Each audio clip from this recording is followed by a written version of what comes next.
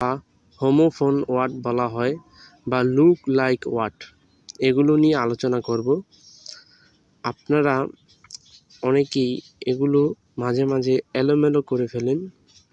যেরকম এই 1 নাম্বারটার দিকে দেখেন, এখানে উচ্চারণ এক কিন্তু বানান এবং অর্থ আলাদা।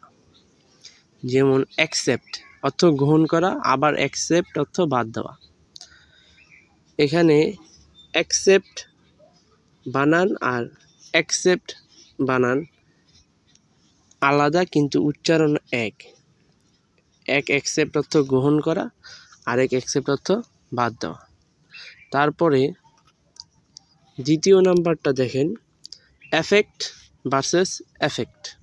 এফেক্ট বানান হলো AFFECT, এফেক্ট অর্থ প্রভাব ফেলা, এটা ভার্ব।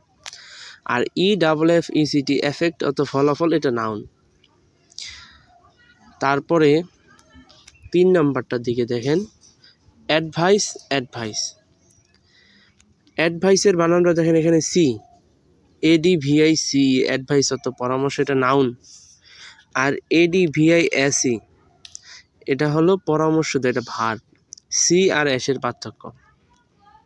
তারপরে 4 নাম্বারটার দিকে তাকান।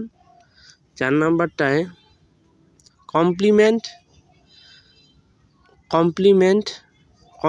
অর্থ প্রশংসা করা, আরেক কমপ্লিমেন্ট অর্থ পরিপূরক। উপরে যে কমপ্লিমেন্ট COMPLIMENT, কমপ্লিমেন্ট অর্থ প্রশংসা করা, নিচে যে আছে কমপ্লিমেন্ট অর্থ পরিপূরক। দুটা বানানে আই আর ই এর পার্থক্য। তারপরে 5 নাম্বারটার দিকে দেখেন। 5 নাম্বারটায় স্টেশনারির মধ্যে একটার ভিতরে আছে এ আর একটা হলো ই। এ আর ই এর পার্থক্য।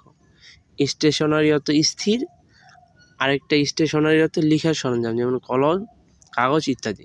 এই 5টা আজকে আপনাদের হোমওয়ার্ক। আপনারা আজকে এই 5টা পড়েন এবং এগুলো আর হয়তো আপনার কোনো সমস্যা থাকবে না। ঠিক আছে বন্ধুরা, আজকে এই পর্যন্তই। ভালো থাকেন, সুস্থ থাকেন। আল্লাহ হাফেজ।